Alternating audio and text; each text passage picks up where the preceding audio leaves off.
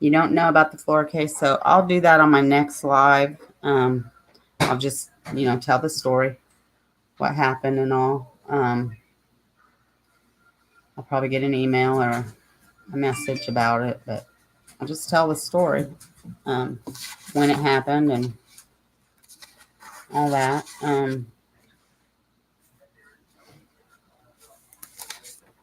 So that's what we'll do Tuesday, okay?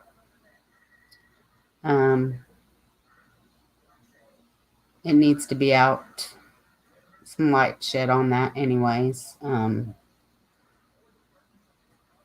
So that's the plan for Tuesday. Yeah, Mel's, I guess they are going to go out Sunday.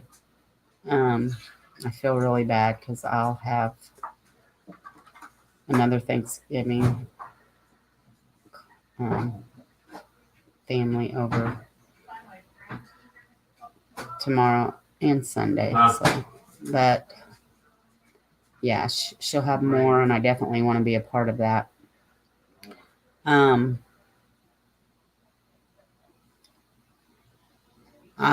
don't know either, Watcher. I don't know. I definitely, I don't think the family's involved at all. I definitely don't, but I don't know. Why? I thought she said Sunday, but then she said something about Saturday. I think she said the email maybe on Saturday, like. I'm not sure. Because she said Sunday. But then I thought she did say Saturday or Sunday.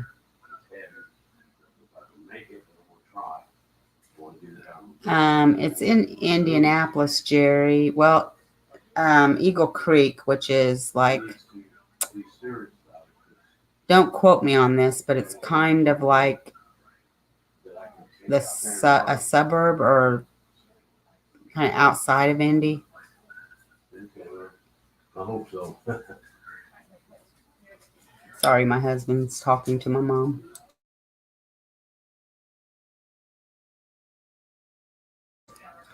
So, yeah, I thought she said both too, but originally I thought she said Sunday. Well, I think I'm going to wrap it up. Watcher, I know you're going to call in, but maybe we can wait till Tuesday since it's getting so late. And I'm sure you'll have some questions. Is that okay? But if not, I gotta get my mowers in by Monday. Pop over to YouTube because It's supposed to snow and rain. StreamYard is. Are you, Jerry?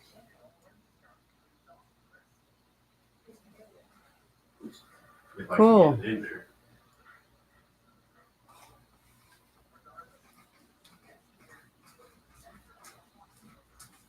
Hold on just a second so I can. Lakes. Good night, Lake Honey. Thank you for coming. You have a good rest of the holiday weekend. All right. I want to thank all of you guys for coming. And I want you all to have a good rest of the night and a good rest of the holiday weekend. And I shall see you on Tuesday. Oh, in Bloomington. Okay. All righty.